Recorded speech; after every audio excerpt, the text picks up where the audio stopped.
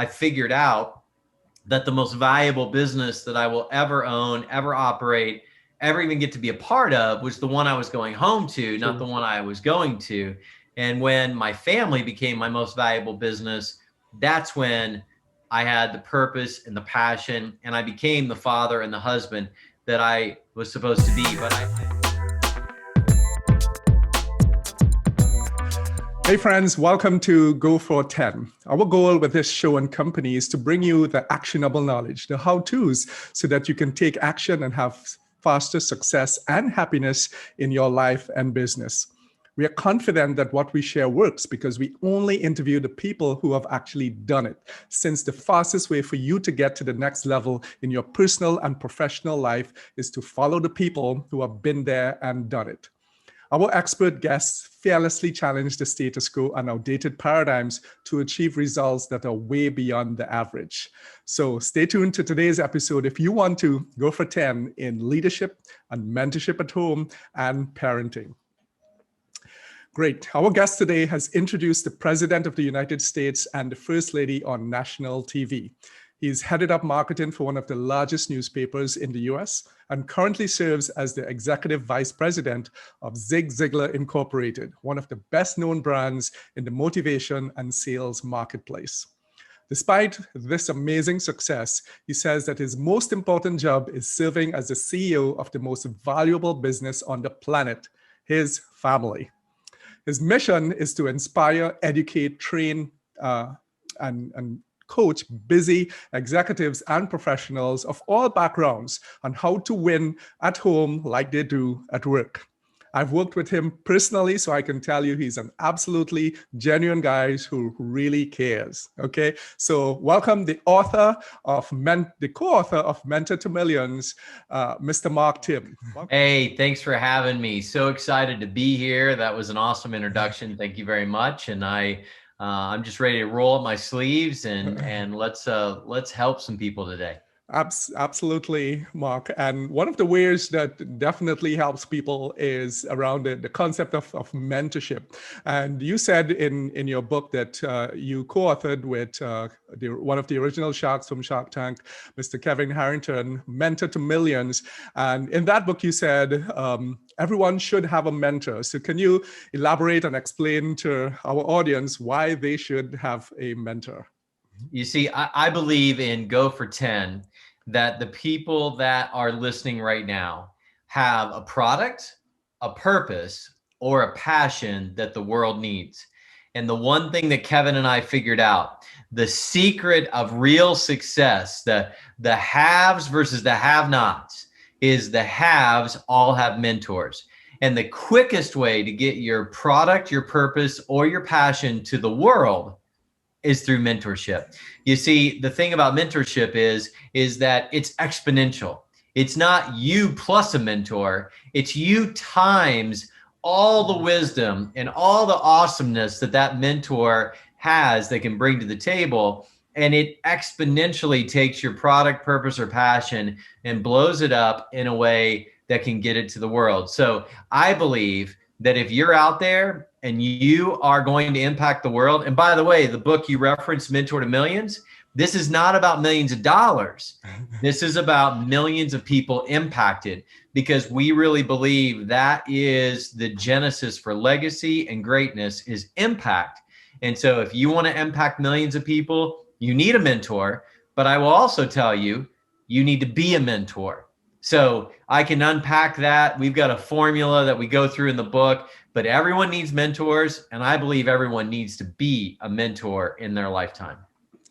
Absolutely, Mark. That's absolutely incredible, and I can tell you and the listeners out there, it's really important for professionals to heed this advice and get mentorship. I can tell you personally, so some of you all might relate to this. When I jumped into entrepreneurship, Mark, I felt, well, I spent a significant amount of time in the corporate world. I have 2 master's degrees, so who can help me? I knew it all, so to speak, or at least I knew how to help myself. And I resisted that that for quite a number of years, I have to say. But when I did get a coach or mentor, as the case may be, it really took my entrepreneurship business to a whole other level. So I don't know what are some of the mental blocks you would have seen or heard out there from people that actually keeps them back from getting a mentor. What would you have seen or heard or experienced that you want to talk to those people and so that they could connect with some of the ideas that you would have seen that actually keeps people back from getting that mentorship? I think the number one thing that keeps people from getting mentorship is vulnerability. I think so many people are afraid. They're afraid to raise their hand and say, I'm ready to be coached. I'm ready to be mentored. I'm ready to learn from you. Somehow we believe that we have to fake it. I mean, listen, Shane, whoever came up with the statement, fake it till you make it, needs to be thrown out to the woodshed. I mean, it is the worst advice that you'll ever get in your lifetime. Fake it till you make it. Because while you're faking it, you'll always be found out. You'll always feel deep down like a fake. So you'll never be the true version of yourself. So the real step in getting a mentor is to get over that and be vulnerable and say, and by the way, notice when I started this, I said, you need to say, I'm ready. Yeah. Because the first step is not to say, I need, I want. It's to say, I look myself in the mirror and I can honestly say, I'm ready to be coached. There's a famous saying that says, when the student is ready, the teacher will appear. The same thing happens in mentorship. When you're ready and when you're willing to be vulnerable, and you're willing to raise your hand and say, I'm ready to have a mentor to teach me how to start a business, to grow a business, to learn something in my business, or I'm ready to be a better parent, or I'm ready to be a better husband or a wife or a friend, whatever it is, when you're ready, then you step forward and raise your hand. And here's the thing, I'm going to take the pressure off everybody listening, okay? Write this down.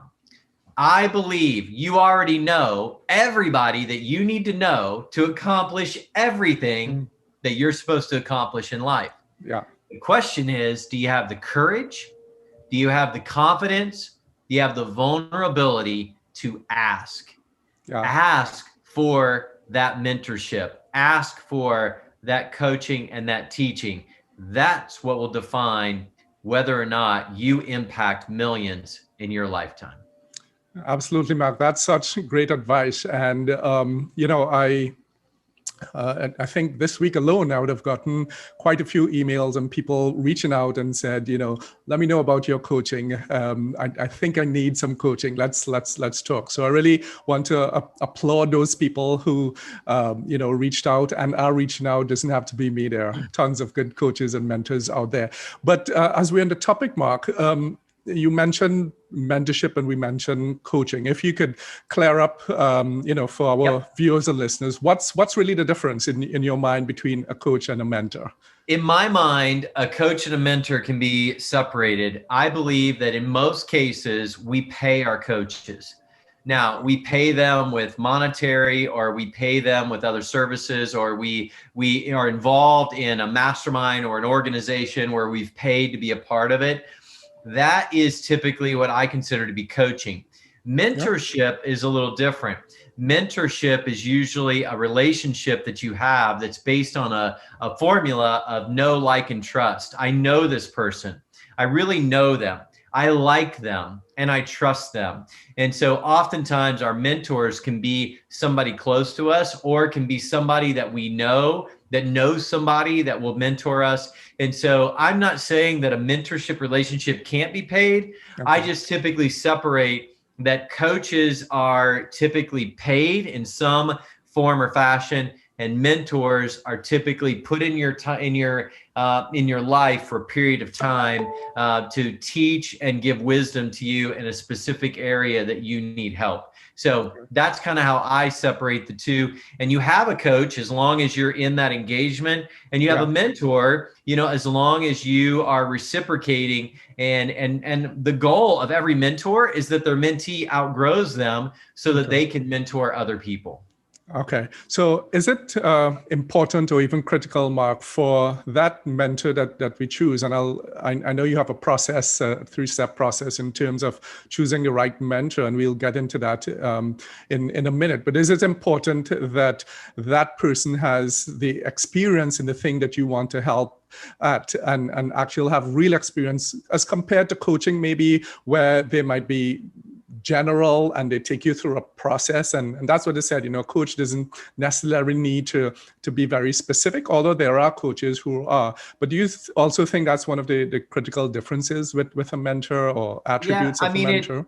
Number one, I'll get into some of what makes a good mentor. What makes a good mentor is, number one, I want to find a mentor that's being mentored, because I think mentorship is lifelong. So I want somebody that's believes, my mentor in the book, Mentor to Millions, Kevin Harrington, the guy is, he's done $5 billion in sales, 21 businesses over $100 million. And he has mentors, right? That was a big secret of his success, is having mentors, and he still has mentors. Okay. So I want someone that's had mentors. I also want someone that's failed a lot. Like, I think people that have failed a lot make the best mentors for two reasons. One, they have learned from those failures. The fact that you're asking them is probably because they learned from their failures, and that's how they became more of a success. I was in a room one time with Kevin, and someone asked him about his biggest failure, and he started telling about it. And then he said, I'll bet you I have failed more than anybody in this room. And then he said, you know what? There's a chance I've failed more than all of you in this room combined. Because people who are successful have often failed a lot because they've learned from those failures, and that's why they're so successful. And so that's another thing to look for. And the other reason why you want someone that's failed is because you want a mentor that will let you fail. I know that that's counterintuitive. You're like, wait, Mark, I don't want a mentor that's going to let me fail. Yes, you do. Because the learning is in the failure. It was Brene Brown was famously quoted as saying, you can learn more in 10 minutes of agony than you will in 10 years of bliss.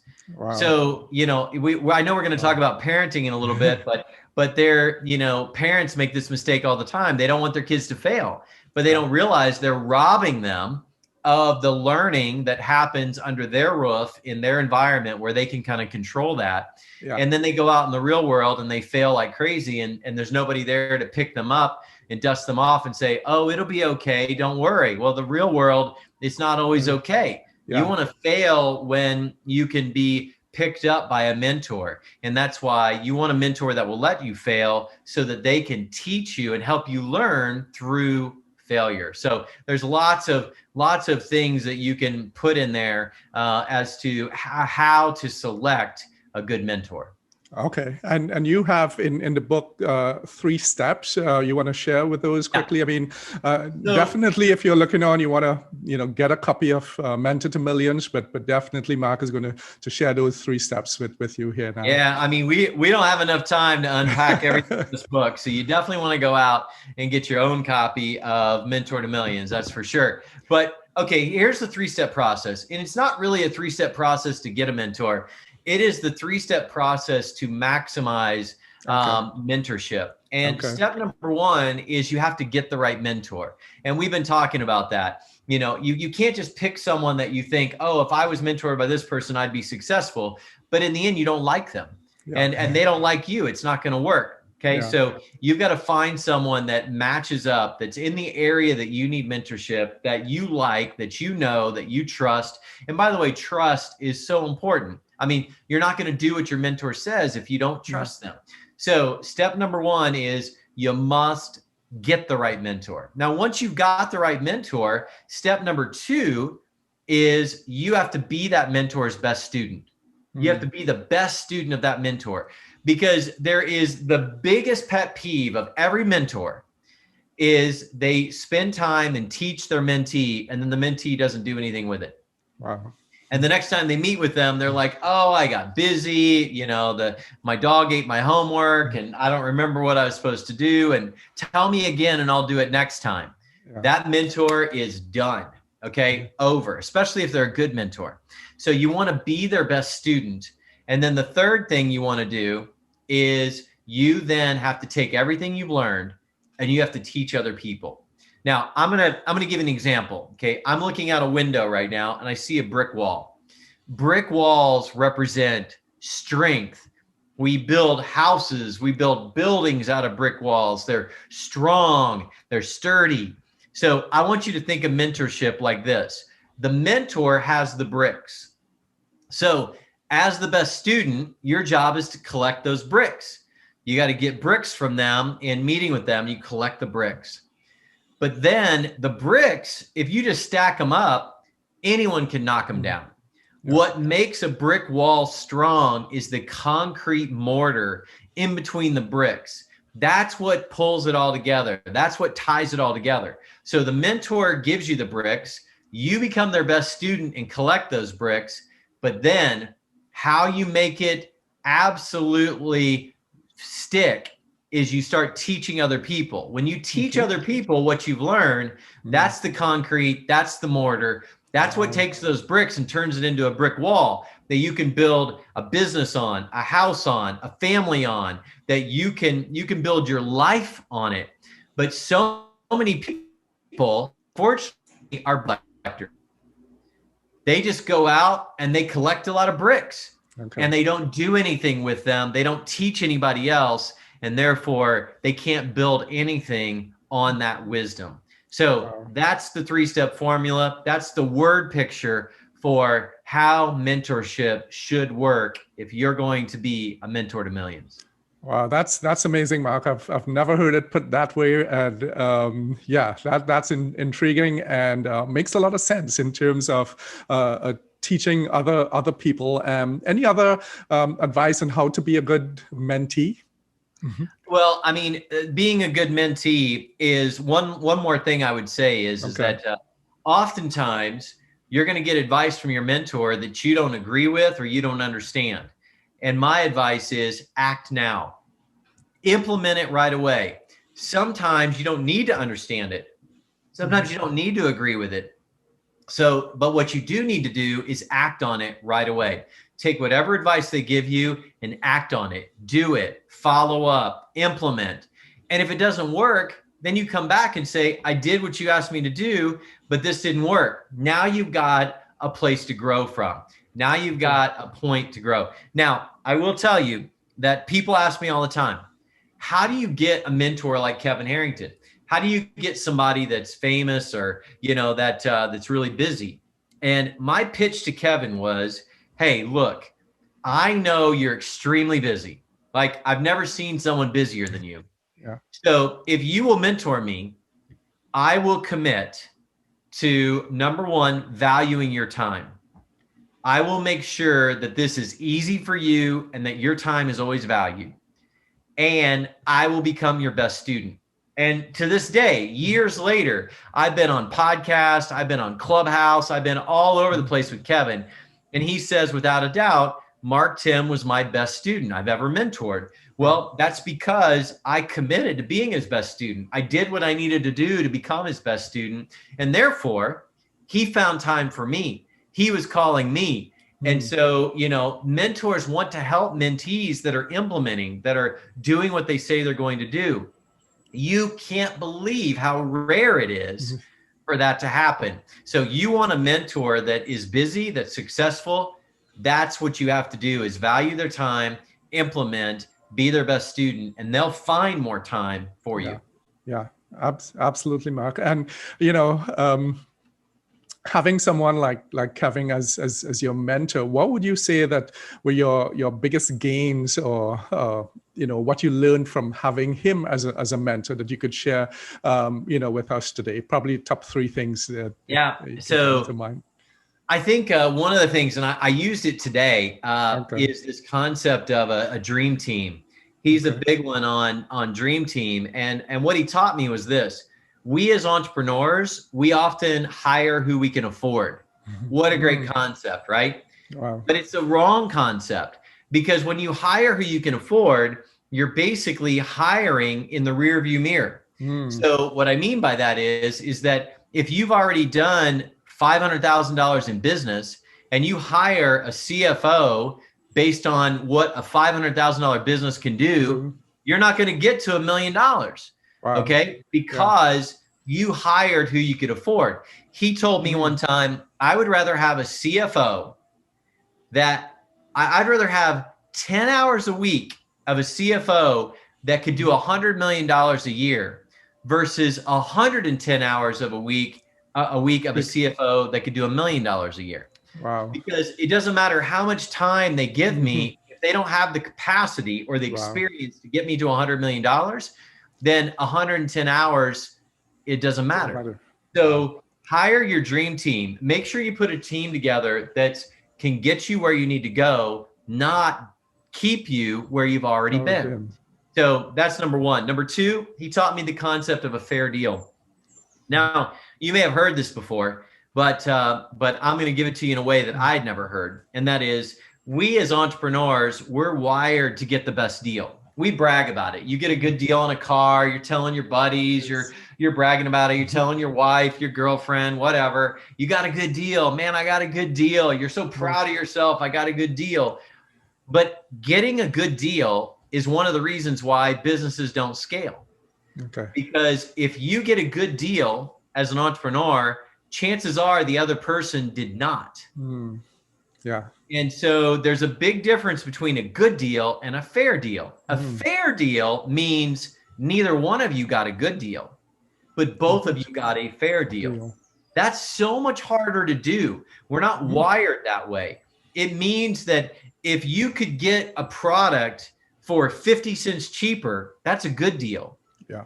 But because of that, as soon as you start selling more of it, your manufacturer's not making any money, and all of a sudden they quit making it, and you're out of business. Absolutely. So you got a good deal, but your good deal cost you your entire business. And so you want to have a fair deal. And I watched Kevin put a lot of energy into getting a fair deal. I watched him put effort and energy into getting fair deals, not a good deal. So that was another thing. So the dream team, the fair deal, you know, those were probably two of the biggest lessons that I got from Kevin in my travel time. And one last one. Okay. The last one I got from him, give you three, was the concept of aggressive curiosity. I mean, this guy is constantly reading, looking, where are the eyeballs? Where are the eyeballs? Yes. Because, I mean, how did a guy go from infomercials to the digital space, you know, in the span of his lifetime? It's because he followed the eyeballs. He watched where the eyeballs were going. And you do that by being aggressively curious. What are people buying? What are they watching? Where are they looking? Listen, you can set up a business, a decent business, not even a great business, but put it in the path of the eyeballs and you'll be successful. Versus if you set up an extraordinary business, but nobody's looking in that direction, you're going to fail. You're going to go bankrupt. So where are the eyeballs? Aggressive curiosity. That was another thing I learned from Kevin. So those are my top three. Wow. Absolutely. I mean, that was a mentorship session in itself, Mark. Absolutely amazing stuff there. So you've been described as a serial entrepreneur, but you were in the corporate world for a little bit. What made you leave that and jump into entrepreneurship? Is it the concept that you did have a purpose, a passion, a product that you wanted to share with the world? You know, not so much at that point. I actually left because I wanted to be the husband that I was put on this earth to be. I wanted to be a father. I had just started having a family. And so legitimately, I left corporate America like a lot of entrepreneurs because I wanted to be someone different at home. Yeah. Unfortunately, what I did is I left corporate America and just created another job for myself, you know, at home as an entrepreneur. So I didn't really become that husband, father that I wanted to be, that I thought I was supposed to be. It wasn't until I figured out that the most valuable business that I will ever own, ever operate, ever even get to be a part of was the one I was going home to, not the one I was going to.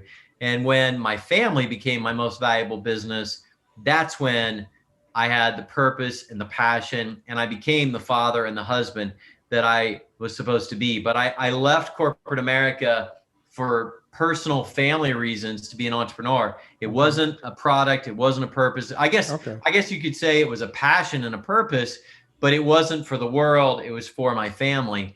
And then I spent at least a decade getting it wrong. Wow. But then I figured out just in time how to get it right. Yeah. And the rest is, as they say, history. Okay. Well, let's dive into that a little bit, Mark, because you said earlier that we could learn a lot more from failure than probably from success and bliss, as you said. So you were having even good success as an entrepreneur, but you had that moment when you're about to go home, and like you didn't want to because you didn't want to face the chaos, the drama, the raging hormones, as you put it. One of the first questions I want to ask you there is that, you know, when you had that notion, that awareness, did you take action immediately, or did it happen over a period of time and then you sort of had a moment where you're like, okay, enough is enough? Mm-hmm. Yeah. So for me, it was one of those things where I just knew deep down I was put on this earth for something special at home. Mm-hmm. And I knew I wasn't becoming that. It wasn't, for me, I called it my driveway moment. Yeah. Where, you know, I'm literally sitting at the end of my driveway, not going home.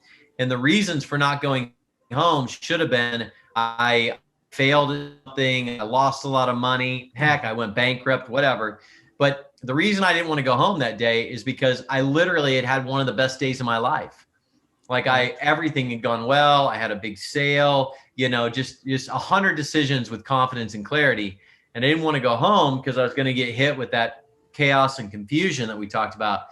But I knew intuitively that I was supposed to be as successful at home as I was at work, but it just wasn't happening. And so it bothered me, you know, to come home to this world that didn't make sense, that I wasn't as successful in. And I found myself spending more time at work because I felt successful.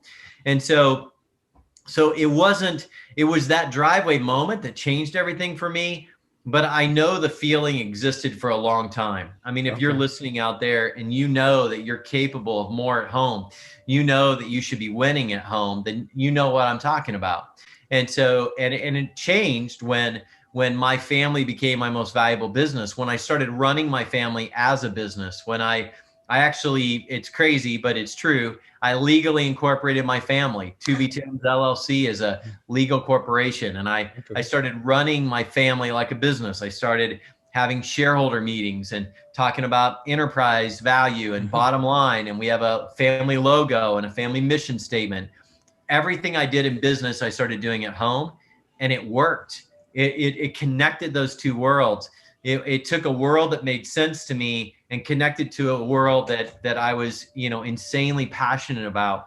And my kids benefited from the experience, and my wife saw the passion and the purpose in my eyes. And so everybody won from this shift. Now, here's what I want to tell you. I still live in the same house. I still drive an F-150 pickup truck, still married to the same wife, still have the same kids. The only thing that changed was was in my head. Okay. It was a change and a shift in my thinking of my role in my family, my role as a husband, my role as a father. So I don't want anybody thinking out there, oh, if I lived in Indiana, or if I had this house, or if I had this wife, or if I had these kids, my life would be different. No, that's not it. You have to make a change that says, I'm going to be different. I'm going to start giving my family my first and my best instead of my last and my least. I'm going to make my family my most valuable business. I'm going to have intentional meetings with my family. We're going to talk about important stuff, and we're going to figure out why our family was put on this earth. That's how you make it happen. Yeah. And it really is a mindset shift, Mark. And a lot of people that I speak with, you know, want to have that work-life balance. And when I ask them, you know, what that means, it's interesting that they actually don't know what it means to them. They haven't defined it. And I guess that's where the business plan and the strategic plan and the vision of the family, comes in. So could you share a little bit more in terms of detail of, someone looking on, quickly what they can take away from this, what they can do immediately to begin to run their family like a business? I would say step one is pretty simple. It can be a little harder than what it sounds, but I don't know of any business that can function without meetings. Yeah. And meetings are by definition a scheduled time where you talk about what's important. Yeah. Okay. I'm here to tell you, most families that I talk to have never had an on purpose intentional meeting about why they exist. Wow. Like, why was their family put together? Like, what purpose does their family play in this big world we live in? What's important to their family? What do they stand for? What are their core values? Like, most families have never had that conversation. They just, they kind of have passing conversations in hallways and kitchen tables of what they're doing tomorrow or the next day, or who needs what and picked up when. Yeah. But I'm talking about on purpose family meetings. And so that's the first step, is schedule your first family meeting to sit down and say, you are the most important business that I will ever have.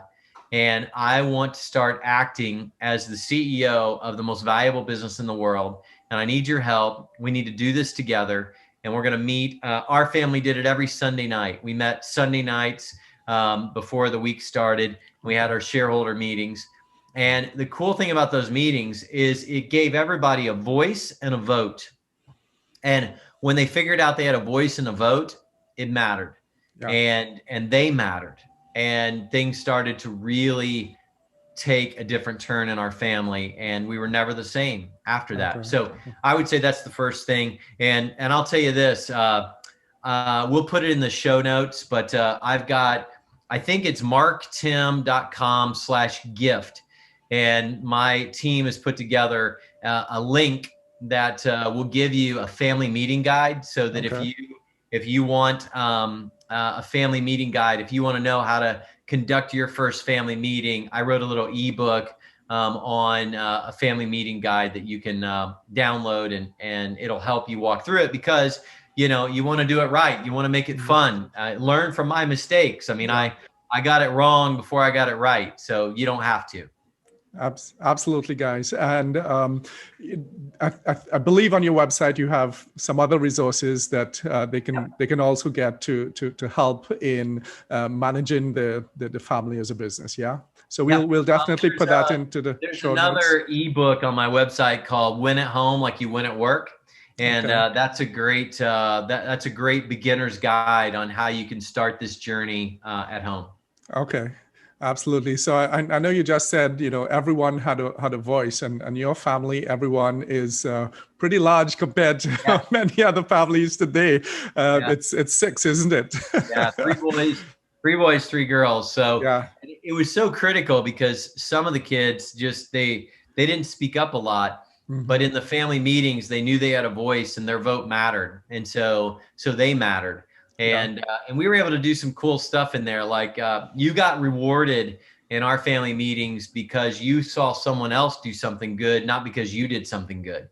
Yeah. You got called out because you called out other people for things that maybe we didn't see.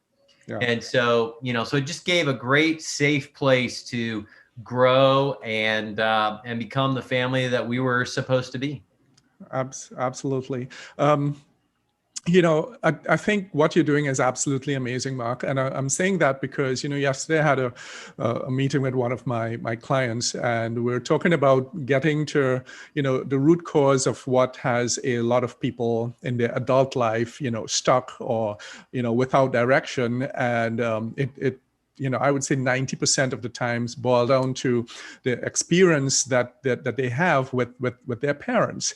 And a lot of times, parents don't know because there weren't books like what you wrote out there what to do. And could you elaborate from your experience the deep and profound impact that parenting has on the future life of their kids? Yeah. I mean, it's let's face it, okay? Our children, they are the most important people we will ever mentor. I mean, you got to look at it like mentorship. Our job is to mentor them while they're under our care. And that's why, one of the things we did, I'll just give you a practical example. One of the things we did is when our kids turned 11 years old, we gave them a debit card. And we figured out all the money that we were spending on them for anything, clothes, shoes, food, friends. And we put that money on their card every month. And then they had to spend their own money or that money. So basically the family business put them on salary. That's a good way to look at it. And then they were on salary and they spent, accordingly. Well, do you know how many times our kids went bankrupt? Like all the time. Yeah. We had kids that went bankrupt the 5th day into the month, and they spent the rest of the month. I mean, no fun. Right. And so, so it was like, but they learned under our roof. And so now I've got kids that they have their own business. They're buying houses with cash. They screwed up a lot under our mentorship, but we were able to teach them and coach them. And it was so much easier to coach them under our roof and let them make mistakes. I mean, I'll never forget my son. I didn't even know you could buy these, by the way, but he bought a customized pair of Nike tennis shoes with his name on them. Wow. And they came, in the mail, and he got them out, and he was like, whoa, wow, this is awesome. But he spent everything. He spent all of his money, and that was it. He was broke for the rest of the month. A great lesson, because I mean, I'd rather him do that under our roof than go out in the real world and buy some fancy car that he can't afford the insurance or the payments and then go bankrupt. And so, so it's the right time to do it. So our job is to teach them, to coach them, to mentor them. And in doing so, I think we build these deep relationships. And every kid, if you've ever been a teenager or you've raised teenagers, you know what I'm about to talk about. And that is, teenagers get very difficult. And they're difficult because they figure out in their teenage years that it's a choice, or they believe it's a choice to love them. So when you're little, they're like, you're their whole world. And so you have to love them or you'll get arrested, right? If you don't take care of them. But when they're teenagers, it's like they want to test you and see if they become the most ugly version of themselves, will you still love them? Wow. And if you pass that test, if you become the right mentor and the right coach, they will reach up a second time in their lifetime and grab your hand and say, I choose you. I choose you to be my mentor. I choose you to teach me how to be a husband, a wife, a coworker, a friend, a college student. And when they choose you that second time, they're choosing you for the rest of your life. Wow. You get to parent them for the rest of your life. So it's worth it. It's worth it as a parent to mentor, to teach, and to coach. And I promise you, if all you do is keep your kids from failure, when they get in the real world, they'll blame you for everything that goes wrong because you didn't let them fail. You didn't teach them how to fail. So then when they start failing, you're just a bad parent. I've seen it happen over and over. So don't miss those teaching moments. Don't miss the chance to be that coach and mentor in their lives.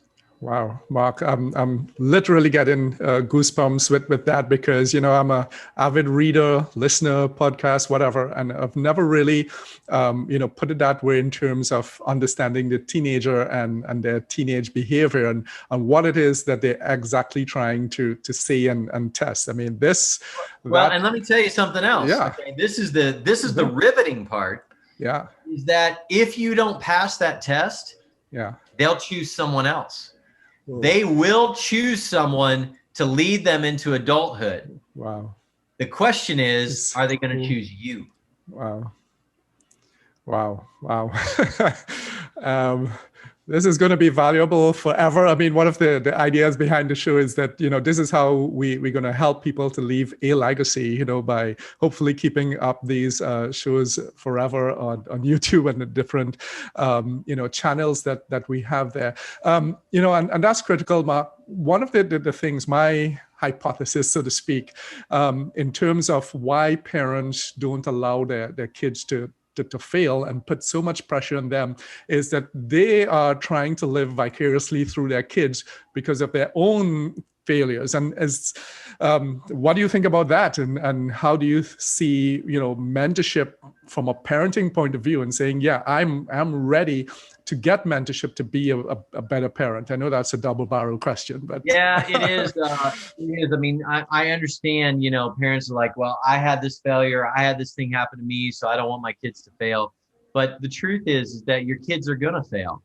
That you should want them to fail. You don't want them to fail so it's fatal. You don't want them to hurt themselves, but you want them to fail because failure is a part of life. And so that's why parents who don't let their kids fail are robbing them of the greatest learning that they can have under their mentorship, which is how to learn from failure. Failure is just part of life. I mean, we're going to fail, but failure doesn't have to be final. It doesn't have to be fatal, but it is a part of life. And there's a whole chapter in the book. We do a whole chapter in Mentor to Millions called Failure to Phoenix. A phoenix is a mythical bird that rises from itself. So the only way it gets stronger is if a previous version of itself dies. Right. But that's life. Like that's how we get stronger. We have to fail and a previous version of ourselves has to die. And then we get stronger as we learn from that failure. And that's just life. So, do we want our kids to make the same mistakes as us? No. But is it okay if they're going to make mistakes? Yes, because that's life. And so we need them to fail. We want them to fail, but set them up for failure. I flat guarantee you give a kid, an 11 or 12-year-old, a debit card and say, you're now in charge of buying your own stuff. They're going to fail and they're going to fail a lot. But is it final? Is it fatal? No, but it's awesome teaching. What a great way to teach your kids about failure. Yeah. And we went, by the way, I just got so tired of saying no as a parent. No. As soon as we went to the debit cards, I got to say yes for everything. Hey, I want to buy this. Sure. If you've got the money, go for it. Hey, I want to buy this. I want this. And then all of a sudden when it's like, hey, I want to buy this, but I'm out of money. Oh man, that stinks. Well, hey, on the first of the month, there'll be more money. So I guess the answer is yes, you can buy it next month. Yeah. So I didn't even have to say no then. So I got to say yes all the time and it felt so good. And there was so much learning to give. So I get it. I understand parents don't want to see their kids fail, but wow, are they robbing them of the success that they could have if they learn how to fail gracefully? Yeah. Do you think it's also a function of, as I said, I think it's a lot of living vicariously through our kids. How do we make people feel safe? I think that's one of the critical things to get people to take action, is that sense of safety. And one of the critical issues that also came up in a recent discussion is, parents holding on to kids because they themselves don't necessarily have a purpose in life without their kids or beside their kids, and that fear of becoming an empty nester and the kids leaving, and what am I going to do now? What would be your advice on that, Mark? Yeah. Well, number one, I'm not a psychologist. Okay. And so, so these, the parents that are out there living vicariously through their kids, hopefully they've got enough awareness to realize it, because it's not good. It's not healthy.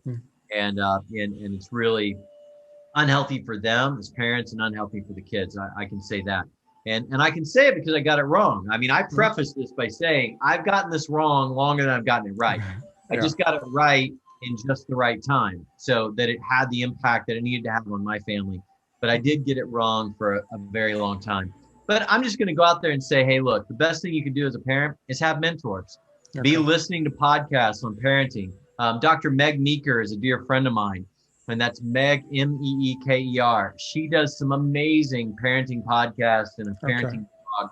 Like I don't do my own podcast or blog because Right. I've got so many friends that are doing a great job at it. Okay. I want to help entrepreneurs win at home and win at work. And that's why, I don't do a parenting podcast, but I learned a lot by making mistakes to parent, and I certainly want to see entrepreneurs not make those same mistakes. Okay. Absolutely, Mark. And your current family of six, is it a blended family? Yeah, And it's a blended family, three yeah, boys, three girls. It's the modern day Brady Bunch. And right. really what pulled our family together was this idea of a corporate merger. Okay. Okay. We having the family business and having something in common.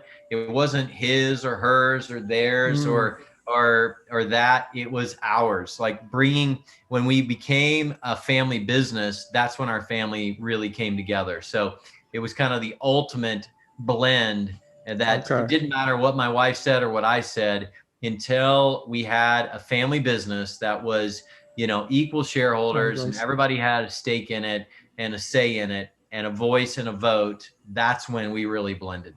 Wow, that's. I mean, just listening to it, Mark, that sounds very, very empowering, and I think really good, ideas, because I think it's becoming, more and more prominent, to have blended families. So, running it like a business, as you said, having a business plan where there is that commonality and no sides, as the case may be, is absolutely golden information, Mark. So.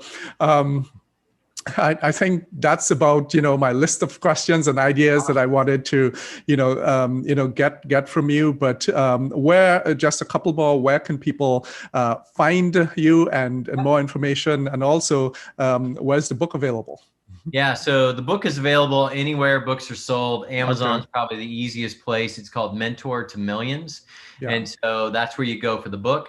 And then if you go to my website, marktimm with 2m's.com, there's all kinds of great resources there. The ebook is there. And I think I gave away earlier, I said marktimm/gift.